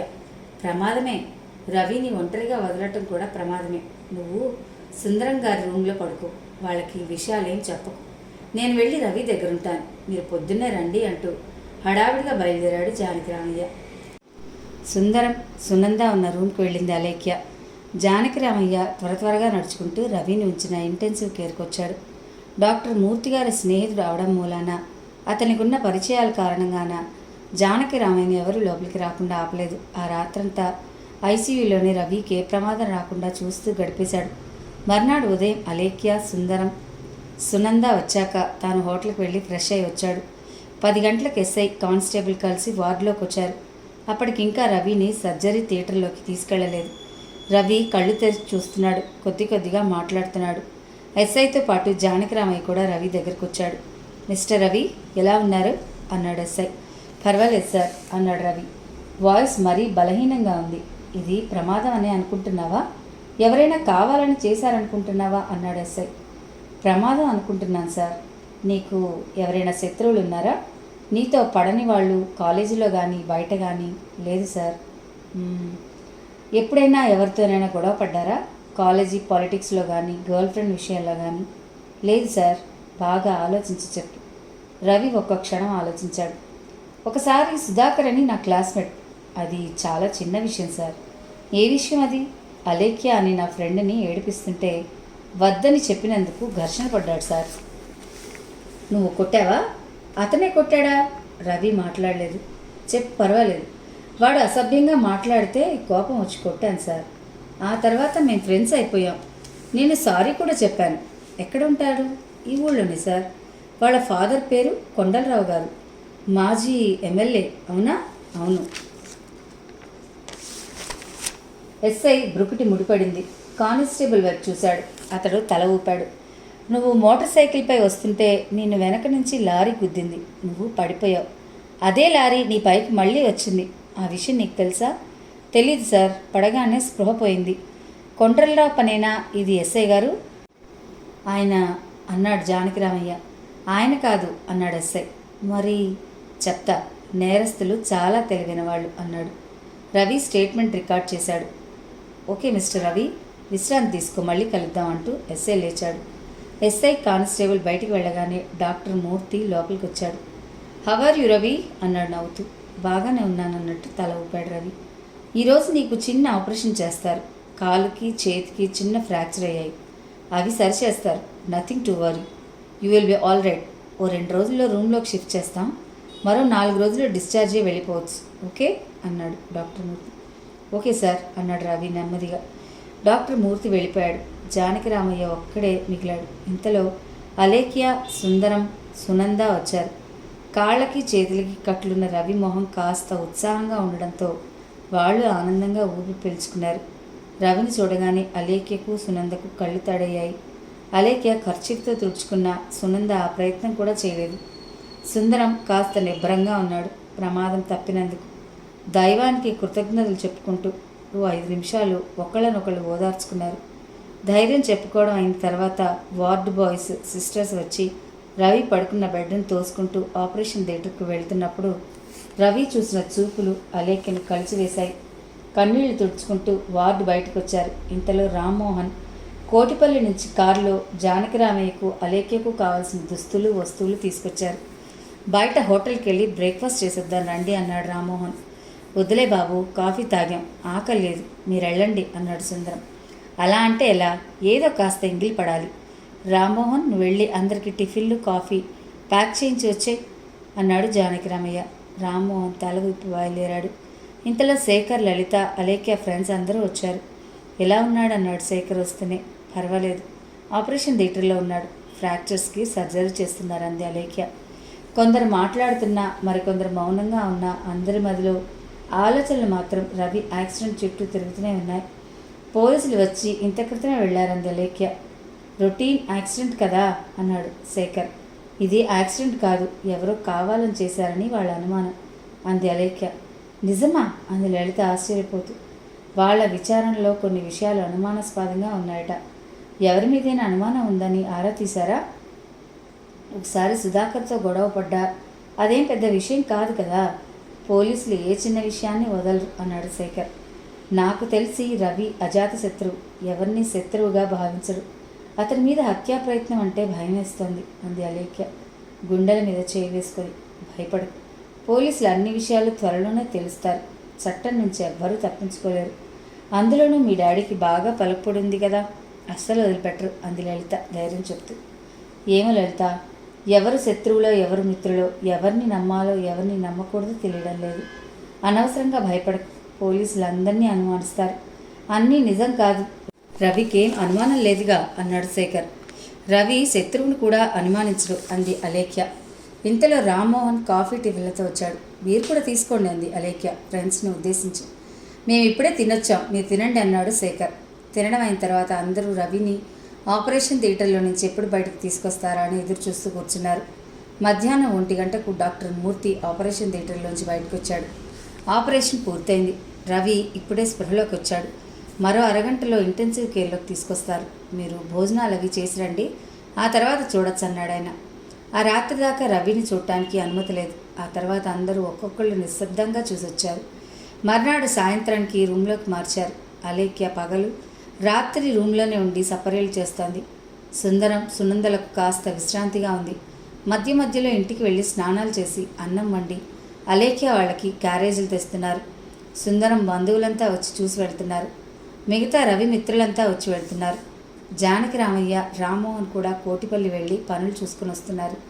కానీ అలేఖ్య మాత్రం రవితో పాటు అతను డిశ్చార్జ్ అయ్యేదాకా హాస్పిటల్లో రూమ్లోనే ఉండాలని నిశ్చయించుకుంది. 10 రోజులకు రవి పూర్వస్థితికి వచ్చాడు. మామూలుగా నడవగలుగుతున్నాడు, ఉత్సాహంగా మాట్లాడుతున్నాడు. ఆ రోజు డిశ్చార్జ్ చేస్తారనగా జానకిరామయ్య కూడా వచ్చాడు. మీకు ఎలా కృతజ్ఞతలు చెప్పాలో తెలియడం లేదు. సమయానికి దేవుళ్ళ వచ్చి నా కొడుకుని రక్షించారు, మీ రుణం ఎలా తీర్చుకోగలను అన్నాడు సుందరం 2 చేతులెత్తి జానకిరామయ్యకి నమస్కరిస్తూ. పెద్దవారు, అంత మాట అనకండి, మేం చేసింది చాలా తక్కువ, అందరినీ రక్షించేవాడు ఆ భగవంతుడే. మాకు అలేఖ్యకి ఎంతో రవి అంటే అంతే.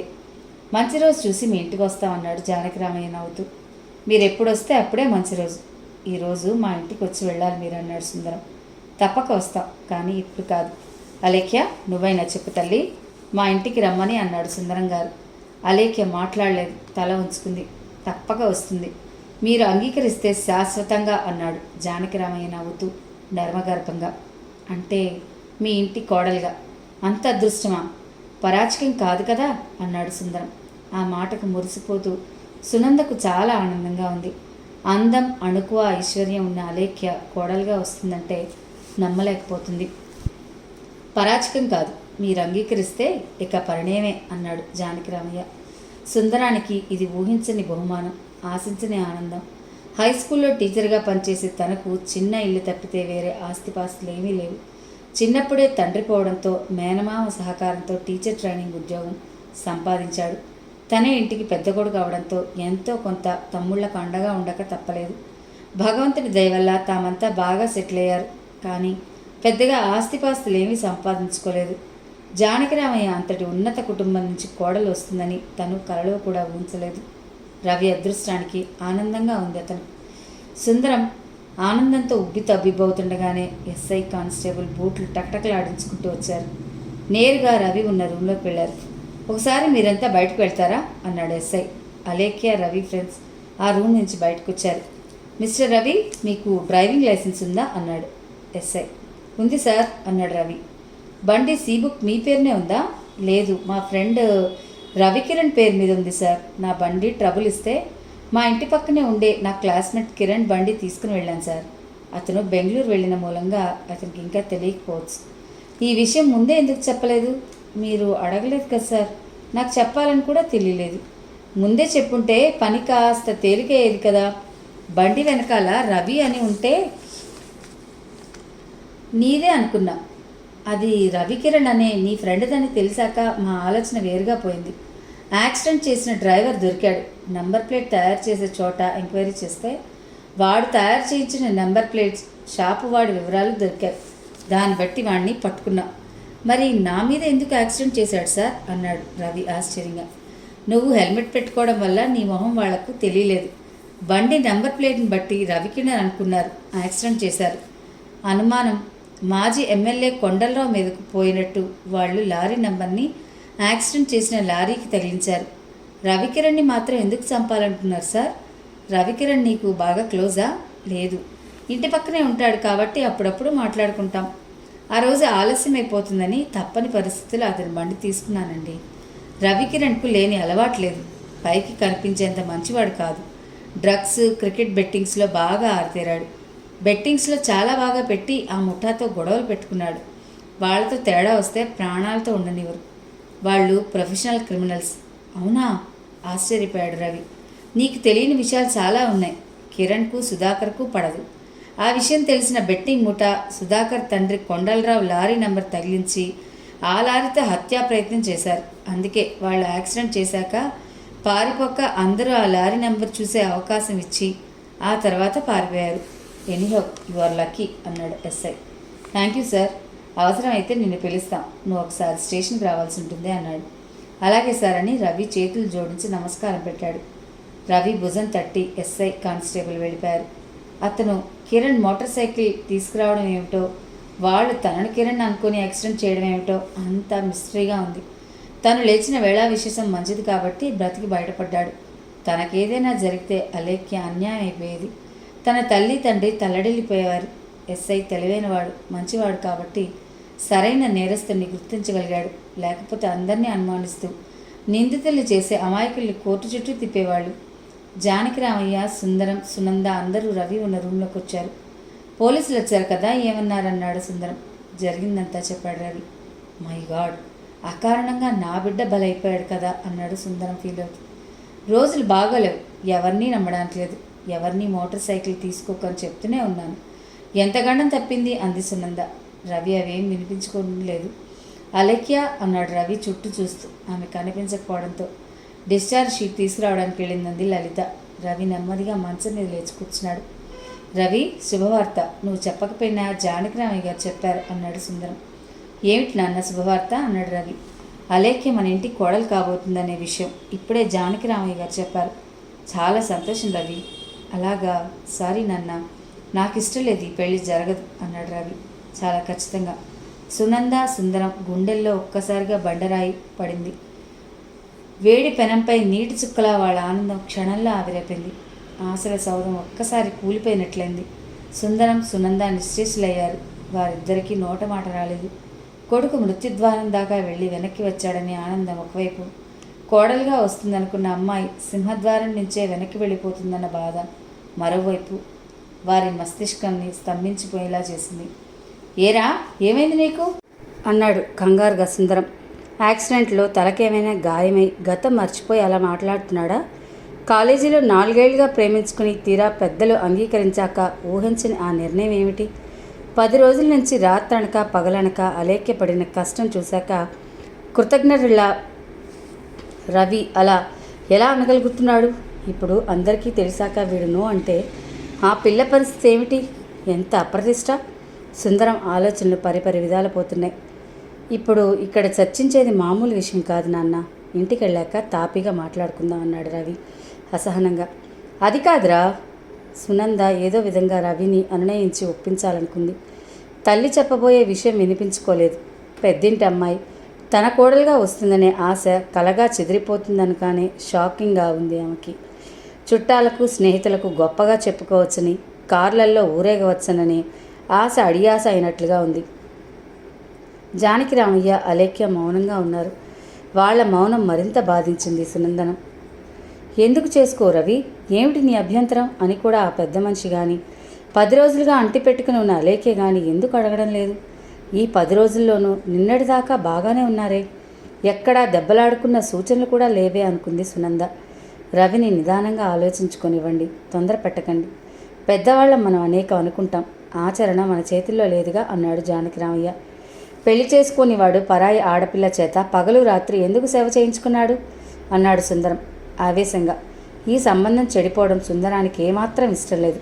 పర్వాలేదు అంకుల్, నేను సాటి మనిషిగా ఆలోచించి మానవతా దృక్పథంతో చేశాను, అభిమానంతో చేశాను, కానీ ఏదో ఆశించి చేయలేదు. రవి క్షేమంగా ఉన్నాడు, అదే చాలు అంది అలేఖ్య.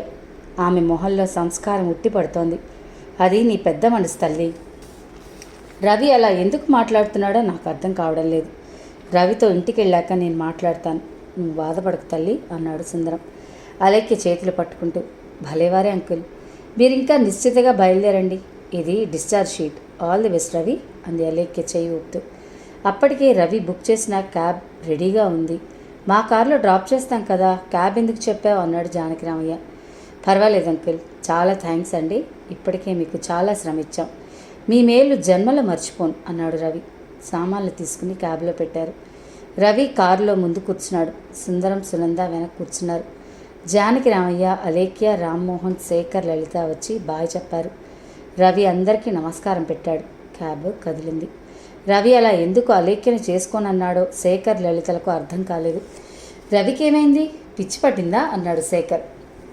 నువ్వేంటే రవి అలా అంటుంటే ఏ ఫీలింగ్స్ లేకుండా అలా ఉండిపోయావు అంది లలిత. ఈ 10 రోజులు నా మొహం చూసి చూసి మొహం మొత్తినట్లుందే అంది అలేఖ్య. 10 రోజుల క్రితం చూడకుండా ఉండలేనని గోల చేసి ఇంటికి రప్పించుకున్న దానివి, 10 రోజుల నుంచి రాత్రి పగలు నిద్రాహారాలు మాని సేవలు చేసిన దానివి, అతనికి లేకపోయినా నీకైనా బుద్ధుండద్దా? శేఖర్ని నాతో అలా అనుమానం, ఇక్కడే అందరు ఎదురుగా కాలర్ పట్టుకుని వాయిస్తా అంది లలిత కోపంగా. కడుపులో లేనిది కౌగిలించుకుంటే వస్తుందా, చూద్దాం రవి మనసులో ఏముందో అంది అలేఖ్య. నీకు నీ ప్రేమకు ఓ దండం తల్లి, నీ విశాల హృదయానికి జోహార్ అంది లలిత. ఇంతలో అలేఖ్య వాళ్ళ డ్రైవర్ వీరన్న కార్ తీసుకురావడంతో జానకి రామయ్య అలేఖ్య అని పిలిచాడు. కొంత దూరంలో ఫ్రెండ్స్తో మాట్లాడుతున్న అలేఖ్య, వస్తున్నాను నాన్న అంది. నీ అభిమానానికి థ్యాంక్స్ లలిత, నేను ఇంటికి వెళ్ళాక కాల్ చేస్తా. Okay, thank you thank you so much అని మిత్రుల దగ్గర సెలవు తీసుకుంది. అప్పటికే జానకి రామయ్య, రామ్మోహన్ కారులో కూర్చున్నారు. వెనక డోర్ తీసుకుని అలేఖ్య కారులో కూర్చోగానే కారు కదిలింది. కారు ఇంటి ముందుకు ఆగగానే సునంద ముందు దిగింది. గబగబా తలుపులు తాళాలు తీసేసింది. ఏమండి రవి, మీరు ఇక్కడే ఉండండి, నేను ఇప్పుడే వస్తానని లోపలికి వెళ్ళి 5 నిమిషాల్లో వచ్చింది. కొడుక్కి దిష్టి తీసి ఆ నీళ్లు బయట పారబోసి రండి లోపలికి అంది. 10 రోజుల తర్వాత ఇంటికి రావడంతో ఇల్లంతా ఏదో కొత్తగా అనిపించింది రవికి. కాళ్ళు చేతులు శుభ్రంగా కడుక్కొని విశ్రాంతి తీసుకోండి, 10 నిమిషాల్లో వంట చేసేస్తాను అని సునంద వంటింట్లో దూరింది. రవి తన రూమ్లోకి వెళ్ళి డ్రెస్ మార్చుకున్నాడు. ఈ 10 రోజుల నుంచి జరిగిందంతా ఒక కలలా ఉంది రవికి. తను అలేఖ్య కోరిక మీద కోటిపల్లి వెళ్ళడం, అక్కడ జానకి రామయ్య గారు వాళ్ళతో సంభాషణ, వాళ్ళ కూతురి వివాహం విషయాల్లో అభ్యంతరాలు, ఆ తర్వాత యాక్సిడెంట్ అవ్వడం, హాస్పిటల్ వైద్యం, ఇదంతా ఓ సినిమాలా కళ్ళ ముందు కదలాడుతోంది.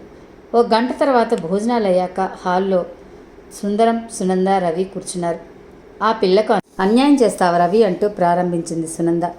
ఇప్పుడు కాకపోయినా మరో గంటకైనా తల్లి ఆ విషయం అడుగుతుందని రవికి తెలుసు. అయినా తెలియనట్లు ఏ పిల్ల అన్నాడు అమాయకంగా మొహం పెట్టి. అప్పుడే మర్చిపోయావా, అలేఖ్యరా అంది సునంద. అలేఖ్యకు ఇప్పుడేమైంది, నేను కాకపోతే మరో డబ్బున్న వాడిని చేసుకుంటుంది.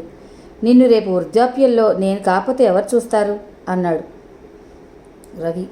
అలేఖ్యను పెళ్లి చేసుకోవడానికి నువ్వు మమ్మల్ని చూడడానికి ఏమిటి సంబంధం? ఉందమ్మా ఉంది. నాన్న నిన్ను పెళ్లి చేసుకోవడానికి, బామ్మగారిని చూసుకోవడానికి సంబంధం ఉందా లేదా? ఏం సంబంధం ఉంది? అది వేరు ఇది వేరు. నీకు బామ్మగారికి పడకపోతే బామ్మగారిని ఆశ్రమంలో పెట్టారు. రేపు నీకు అలేఖ్యకు పడకపోతే ఎవరు ఆశ్రమానికి వెళ్తారు? తనకి నాకు పడకపోవడం అనే సమస్య లేదు. అలేఖ్య బంగారు కొండ అంది సునంద అలేఖ్యను మెచ్చుకుంటూ. నువ్వు కాదా? మీ బామ్మ సంగతి నీకు తెలీదు. ఆవిడ అందరిలాంటి ఆవిడ కాదు, పరమ గయ్యాళి. రేపు అలేఖ్య ఇదే అంటుంది, అప్పుడు నిన్ను ఆశ్రమంలో పెట్టడం నాకు ఇష్టం లేదు. అలేకి కాకపోతే రేపు ఎవరో ఒక అమ్మాయిని చేసుకోవాలి కదరా. చేసుకుంటాను. దిక్కు మొక్కు లేని ఓ బీదమ్మాయిని చేసుకుంటాను. నువ్వెలా చెప్తే అలా వింటుంది. అలాంటి దరిద్రపు గొడ్డు సంబంధాలు మనకెందుకురా. సిరిరా మోకాలడ్డడం అంటే ఇదే. లక్ష్మీదేవి లాంటి అలేఖ్యను కాదని. అమ్మా, నీకు డబ్బు కావాలా, కోడలు కావాలా? రెండూ కావాలి. డబ్బున్న కోడలు వస్తానంటే నేను కాదంటానా? అలేఖ్య అందం అణుకువ కంటే ఐశ్వర్యమే బాగా ఆకర్షించిందని సుందరానికి అర్థమైంది. కొడుకు అలేఖ్యను చేసుకోనని ఎందుకన్నాడో ఇప్పుడు సుందరానికి కొంచెం కొంచెం అర్థమవుతుంది. కొడుకు తనలా చేతకానివాడు కాదులే అన్న నమ్మకం ఏర్పడింది. చూస్తుండగానే ఎంత ఎదిగిపోయాడు అనుకున్నాడు. వాళ్ళ సంభాషణ ఆసక్తికరంగా వింటున్నాడు. సునందకు మాత్రం రవి ప్రేమించిన అలేఖ్యను పెద్దవాళ్ళు అంగీకరించాక అకస్మాత్తుగా ఎందుకు వద్దంటున్నాడో అర్థం కావడం లేదు.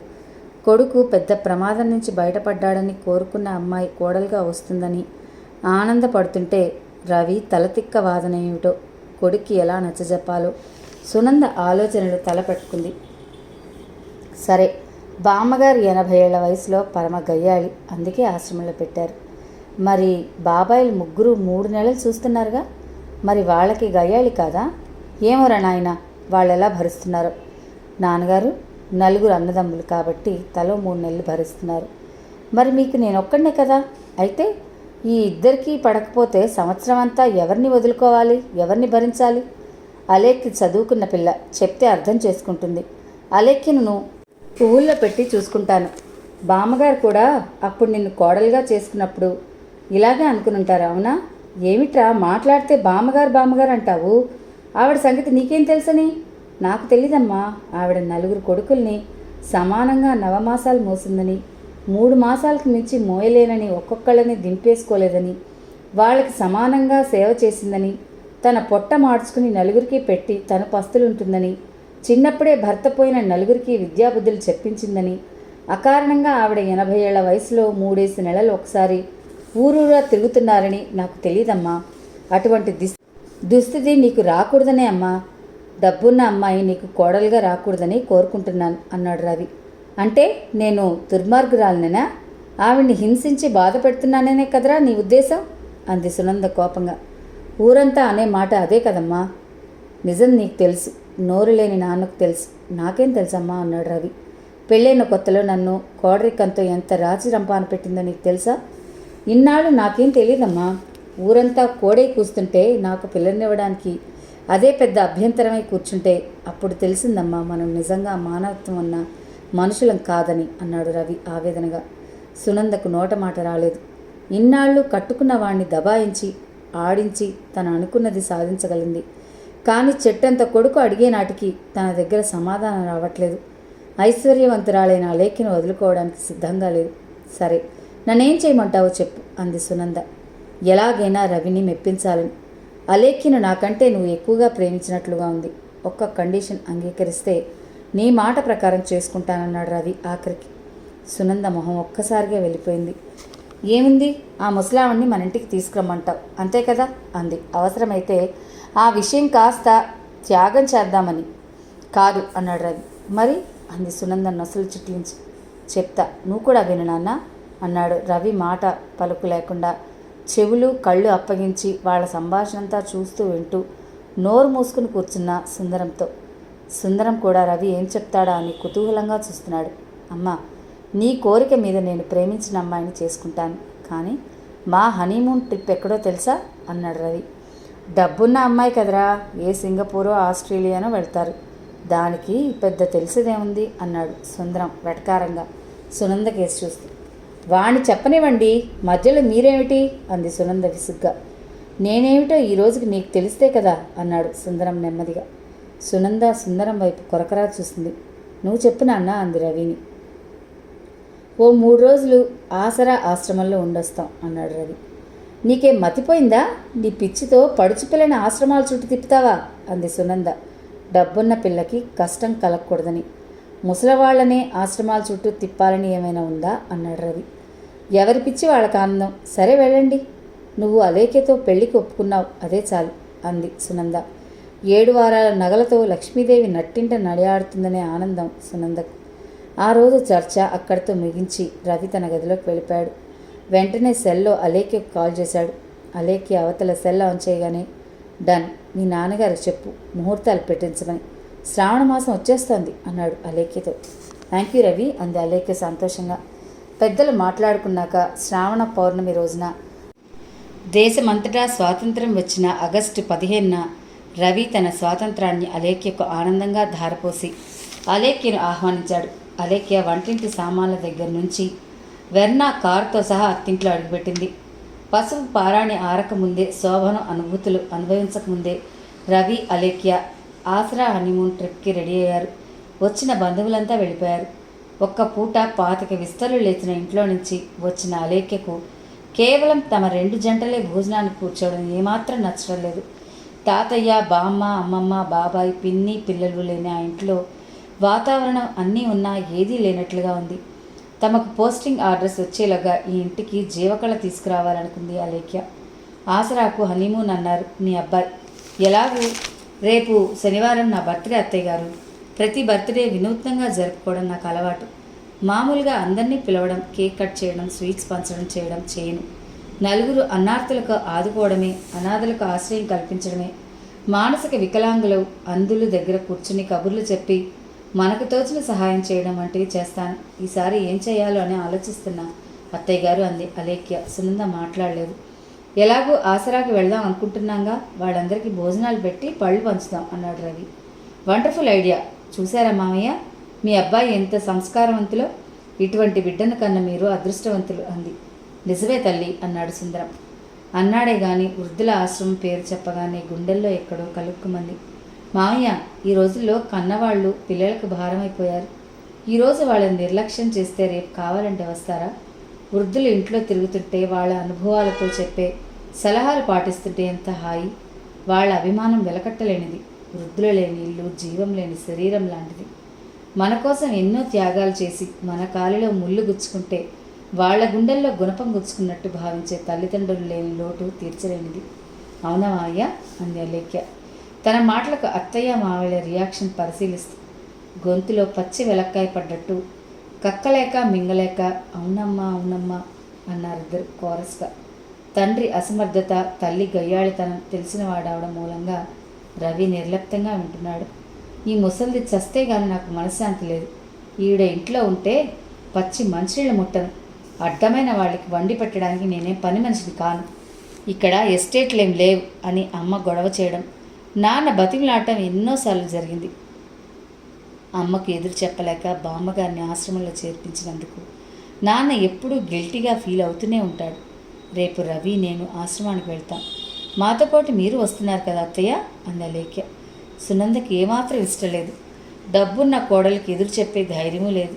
ఉదయాన్నే తలంటు పోసుకుని పూజా కార్యక్రమాలు ముగించి కొత్త బట్టలు కట్టుకుని భర్తకు అత్తమామలకు పాదాలకు నమస్కరించి రవి అర్ధరాత్రే హ్యాపీ బర్త్డే చెప్పేశాడు. హ్యాపీ బర్త్డే అమ్మా అన్నాడు సుందరం. థ్యాంక్ యూ మావయ్య అంది అలేఖ్య చిరునవ్వుతో. అన్నీ కారులో సర్దుకుని ఆశ్రమానికి బయలుదేరారు. కారులో రవి డ్రైవింగ్ సీట్లో కూర్చుంటే అలేఖ్య పక్కనే కూర్చుంది. సుందరం, సునంద వెనక సీట్లో కూర్చున్నారు. ఆశ్రమం దగ్గర అవుతున్న కొద్దీ సుందరం గుండెల్లో రాయి పడ్డట్లయింది. ఆశ్రమం ముందు కారు ఆగగానే ఆశ్రమం మేనేజర్ నారాయణరావు గారి దగ్గరకు వచ్చారు. నమస్కారం నారాయణరావు గారు అంది అలేఖ్య. పుట్టినరోజు శుభాకాంక్షలమ్మా అన్నాడు ఆయన. థ్యాంక్స్ అండి అంది అలేఖ్య. అప్పటికే రవి ముందుగా అన్ని ఏర్పాట్లు చేశాడు. పెద్ద బోర్డు మీద శ్రీమతి అలేఖ్య రవికి పుట్టినరోజు శుభాకాంక్షలను రాసి ఉంది. మేము ఇక్కడ ఆఫీసులో కూర్చుంటాం, మీరిద్దరు లోపలికి వెళ్ళి రండి అంది సునంద. అయ్యో, మీరు లేకుంటే ఎలా అత్తయ్యా? మీరు నా పక్కన ఎప్పుడూ ఉండాల్సిందే. సాటి మనుషుల బాధలు మనకు తెలియాలంటే అప్పుడప్పుడు ఇలా ఆశ్రమాలకు వస్తూ ఉండాలి. మనలాంటి వాళ్ళు వచ్చి వాళ్ళల్లో మన అమ్మా నాన్నలను చూసుకుంటూ అభిమానంగా పలకరిస్తే వాళ్ళు కూడా మనలో వాళ్ళ పిల్లల్ని చూసుకుంటూ ఆనందిస్తారు. ఆ వయసులో వాళ్ళకి అంతకంటే ఏం కావాలి చెప్పండి మామయ్య అంది అలేఖ్య. అవునమ్మా అవును అన్నాడు సుందరం. ఆ ఆశ్రమంలో ఓ 50 మంది దాకా వృద్ధులు ఉన్నారు. అలేఖ్య ఒక్కొక్కరికి నమస్కరించి పళ్ళు స్వీట్స్ ఇస్తూ పోతోంది. వాళ్ళంతా నిండు మనసుతో ఆశీర్వదిస్తున్నారు. అలేఖ్య రవిల వెంట సుందరం నడుస్తున్నాడే కానీ గుండె దడగా ఉంది. చూడలేనిది చూడవలసి వస్తుందేమోనని. అలేఖ్య నడుస్తుందల్లా రవి సైగతో ఒకచోట ఆగిపోయింది. ఓ ముసలావిడ 80 ఏళ్లుంటాయి. లేవలేక లేస్తూ చెయ్యి అందించింది. లేపేవాళ్ళు లేక గదిలో తేకుతోంది. అలేఖ్య ఆమెను ప్రేమగా లేపి మంచం మీద కూర్చోబెట్టింది. బామ్మగారు నమస్తే, ఈరోజు నా పుట్టినరోజు, నన్ను ఆశీర్వదించండి అని పళ్ళు స్వీట్స్ ఆవిడ చేతిలో పెట్టి కాళ్లకు నమస్కరించింది. ఆమెకు సరిగా చూపు ఆనడం లేదు. ఆమె తలబడుతున్న మాటలతో వణుకుతున్న తన కుడిచేయి అలేఖ్య తల మీద ఆంచి నీరసంగా దీర్ఘాయుష్మాన్ భవ అంది. అలేఖ్య ఆప్యాయంగా ఆ ముసలావిడిని పట్టుకుని, బామ్మగారు మీకెవరు లేరా అంది. అక్కడ వ్యక్తిగత విషయాలు అడగకూడదని అలేఖ్యకు తెలుసు. లేకే, 4 రత్నాల్లాంటి బిడ్డలున్నారు అంది ఆమె. మరి మీరిక్కడున్నారే? రత్నాల్లాంటి బిడ్డలను కన్నాను కానీ వాళ్ళకి తల్లిని చూసేంత తీరిక లేదు తల్లి. వాళ్ళందరూ సుఖంగా ఉన్నారు, అంతకన్నా నాకేం కావాలి? మీరు నాకు కూడా వస్తారా? మిమ్మల్ని పువ్వుల్లో పెట్టి చూసుకుంటాను. ఊరు పొమ్మంటుంది, కాడి రమ్మంటుంది తల్లి. నేను ఎవ్వరికీ భారం కాదలుచుకోలేదు. ఆ పరమేశ్వరుని పిలుపు కోసం ఎదురు చూస్తున్నాను. అంతదాకా శేష జీవితం ఇక్కడే. సుందరం కళ్ళల్లో నీళ్లు తిరిగాయి. నవమాసాలు మోసి కన్నతల్లిని వృద్ధాప్యంలో నిస్సహాయంగా ఉండి కూడా బిడ్డల్ని ఒక్క మాట అనడం లేదు. సునంద అసౌకర్యంగా దిక్కులు చూస్తోంది. మామయ్య, ఈ బామ్మగారిని దత్తత తీసుకుందాం అనుకుంటున్నాను, మీకేమైనా అభ్యంతరమా అంది అలేఖ్య. సుందరం సునంద కేసు చూశాడు. మనకెందుకమ్మా ఈ తలకాయ నొప్పి? రోజు ఎవరో చేయగలరు చాకరీ. సంవత్సరానికి ఒకసారి ఇలా ఏ స్వీట్సో పళ్ళో పలహారాలు ఇస్తే సరిపోదా అంది సునంద. అందరూ అలా అనుకుంటే వృద్ధులంతా ఏమైపోవాలి? రేపొద్దున మీ కొడుకు కూడా అలాగే అనుకుంటే, అదే అడుగుజాడల్లో రేపు నా కొడుకు నడిస్తే వృద్ధులు వ్యర్థులు కారు అత్తయ్య. మన వారసత్వపు ఆస్తులు, అమూల్య సంపదలు. మన పిల్లలకి ఏది మంచో ఏది చెడో చెప్పే చిన్న యాసరులు. ఈనాడు మన ఇంట్లో ఈ వృద్ధులు లేక పిల్లలకు రామాయణం భారతం చెప్పేవాళ్ళు లేరు. సుమతి దాశరథి శతకాలు చెప్పేవాళ్ళు లేరు. భయం వేస్తే ఆంజనేయ దండకం చదివేవాళ్ళు, ఉరుములు పిడుగులు వస్తే అర్జున ఫల్గుణ అనేవాళ్ళు, ఆప్యాయతల్ని పంచేవాళ్ళు, అనుభవాల్ని పంచేవాళ్ళు లేరు. దే ఆర్ మిస్సింగ్ అలాట్ అంది అలేఖ్య భావోద్వేగాన్ని కంట్రోల్ చేసుకుంటూ. ఆమెను చూసే బాధ్యత నాది. నేను చేస్తాను సేవ. చాకరీగా ఏనాడు భావించను. మా ఇంట్లో తాతయ్య, బామ్మ, మావయ్య 3 వృద్ధులున్నారు. వాళ్ళని ఏనాడు భారంగా భావించలేదు. వాళ్లకు సేవ చేయడం మా అదృష్టంగా భావించాం. మా ఇంట్లో మాకు అలవాటే. ఈమెను తీసుకెళ్తే మీరు ఆనందిస్తారని భావిస్తున్నాను మావయ్య అంది అలేఖ్య. సుందరం తల వంచుకుని నిల్చున్నాడు. కళ్ళల్లో నీళ్లు సుళ్ళు తిరుగుతున్నాయి. తనెంతో నికృష్టడో తన కోడలు తనకు తెలియజేసింది. అమ్మ అలేఖ్య, నువ్వు కేవలం మా ఇంటి కోడలివే కాదు, మా ఇంటి దేవతవి. నా కళ్ళు తెరిపించిన జ్ఞానప్రదాతవి. వయసుకు మించిన మంచితనం నీ సొత్తు. మూర్తిభవించిన సంస్కారవి. ఈమె నన్ను నవమాసాలు మోసి కనిపించిన తల్లి. ఈమెను ఈ దుస్థితికి నెట్టిన దౌర్భాగ్యుణ్ణి నేను అన్నాడు. పశ్చాత్తాపంతో సుందరం మనసు దహించుకుపోతోంది. మరో చిన్న విన్నపం మావయ్య, ఈ వయసులో ఈమెను 3 నెలలకోసారి ఊరూరా తిప్పడం అన్యాయం, అమానుషం. ఎప్పుడు మన దగ్గరే ఉంచుకుందాం, ఏమంటారు అంది అలేఖ్య. నీ ఇష్టం తల్లి అంది సునంద. అలేఖ్య సంస్కారం తమకి ఎందుకు లేదా అనిపించింది సుందరానికి. సుందరం భావోద్వేగాన్ని అదుపు చేసుకోలేక తల్లి కాళ్ళ మీద పడ్డాడు. ఒక్క కంటి చుక్క ఆ వృద్ధురాలి పాదం మీద పడగానే ఆ మాతృమూర్తి అప్పటిదాకా తన పడిన కష్టాన్ని మర్చి కొడుకుని ఆప్యాయంగా దగ్గరికి తీసుకుంది. రవి బామ్మగారిని ఇంటికి తీసుకువెళ్ళడానికి ఫార్మాలిటీస్ పూర్తి చేశాడు. అలేఖ్య తన తండ్రి జానకిరామయ్యకి ఫోన్ చేసింది. నీ కూతురు మాట నిలబెట్టుకుంది నాన్న అంది. ఈసారి బామ్మగారు కారు ముందు సీట్లో దర్జాగా మనవడి పక్కన కూర్చున్నారు. ఇక సునంద లాంటి వాళ్ళు మారక తప్పదు. ఫ్రెండ్స్, విన్నారు కదా, ఈ నవల నిజంగా అమూల్యంగా ఉందండి. రచయిత విరించి గారు ఈ నవలకు సరైన పేరు పెట్టారని అనిపించింది. ఈ కథ చదివే మీకు వినిపిస్తున్నప్పుడు పెద్దవాళ్ళని మనం వ్యర్థం అనుకోకూడదండి. వాళ్ళని మనం అమూల్య సంపద అని ఖచ్చితంగా అనుకోవాలి. పిల్లలకి తెలియచేయాలి పెద్దవాళ్ళని ఎలా చూసుకోవాలి, వారిని ఎలా గౌరవించాలి, వాళ్ళ నుండి ఏం నేర్చుకోవాలి అన్నది తప్పకుండా తెలియచేసేది పెద్దవాళ్ళు మాత్రమే. ఆ పెద్దవాళ్ళు లేని లోటు ఎంత బాగా తెలుస్తుందంటే, ఈ మధ్యకాలంలో ఈ కథలో చెప్పినట్టు రోడ్ల మీద వదిలేసేయడం, కన్న కొడుకులు వారి ఆస్తిని రాయించుకుని వారిని నడి రోడ్డు మీద నెట్టేయడం, కొట్టడం, వారిపై హత్యాయత్నం చేయడం, ఇట్లాంటివన్నీ చాలా సోషల్ మీడియాలో చూస్తున్నాం. ఇది చాలా తప్పండి. అసలు పెద్దవారనేవారు లేకుంటే మనం ఎక్కడి నుంచి వచ్చామండి? మనం పిల్లలకి నేర్పకపోతే మన పిల్లలు కూడా మనల్ని అలానే చూస్తారు కదా. ఈ మధ్యకాలంలో చాలామందిని చూశానండి. నేను ఇది ఒక కథగా చెప్పడం లేదు. 70-80 ఏళ్ళైన వాళ్ళని వదిలేసి అమెరికా వెళ్ళిపోవడం, వాళ్ళ పిల్లల అభివృద్ధి కోసం వెళ్ళిపోవడం, మరి మిమ్మల్ని అభివృద్ధిలోకి తీసుకొచ్చిన మీ తల్లిదండ్రుల్ని అనాథలుగా వదిలేయడం ఎంతవరకు న్యాయం అనుకుంటారు? నేను మా ఇంటి దగ్గరే చూస్తున్నానండి. ఇది నా కళ్ళ ముందు జరిగిన 2-3 ఇళ్లల్లో జరిగిన వాస్తవం మీకు చెప్తున్నాను. ఇంకొక విచిత్రం ఏమిటంటే, ఊర్లోనే ఉంటారు, ఉద్యోగాలంటూ ఒక ఏరియాలో కొడుకు కోడలు వాళ్ళ బిడ్డలు ఒక అపార్ట్మెంట్లో ఉంటారు, తల్లి తండ్రిని ఒంటరిగా వదిలేస్తారు. ఒక ఊర్లో ఉంటూనే వాళ్ళని వీళ్ళని వేరువేరుగా చేసుకుంటూ ఉంటారు. మరి ఇది ఎక్కడ న్యాయమో నాకైతే తెలియడం లేదు. ఇప్పుడు నేను ఒక్కటే చెప్తాను, మీరు ఏది మీ వాళ్ళకి చేస్తున్నారు, మీ పిల్లలు మీ దగ్గరుండి చూస్తున్నారు. మీరు మీ పిల్లలకి నేర్పంది వాళ్ళకి ఎలా తెలుస్తుంది? వాళ్ళు మీ ద్వారా ఏం తెలుసుకున్నారో అదే రేపు మీతో వాళ్ళు కూడా పాటిస్తారు, అంతే కదా. మీరేం చేస్తే వాళ్ళు అదే చేస్తారు. అది మీరు రేపు మీరు పెద్దయ్యాక మమ్మల్ని పిల్లలు ఇలా వదిలేశారా అనే హక్కు మీకు ఉండదు. ఈ కథ ఎవరైనా విన్నవారు ఉంటే, అలా వృద్ధాప్యంలో ఉన్న తల్లిదండ్రుల్ని కానీ మీ ఫ్రెండ్స్ తల్లిదండ్రుల్ని కానీ ఉంటే కనుక వారికి మంచి మాటలు చెప్పి మారుస్తారని చిన్న విన్నపం నా నుంచండి. ఇలాంటి కథలు వినాలనుకుంటే, మంచి నవలలు వినాలనుకుంటే తప్పకుండా మన ఛానల్ని సబ్స్క్రైబ్ చేసుకోండి, లైక్ చేయండి. నవలలు విన్నాక మీకు అనిపించిన భావాన్ని కామెంట్స్ రూపంలో నాకు అందివ్వండి. మరో మంచి నవలతో మీ ముందుంటాను. అంతవరకు సెలవు. నమస్తే.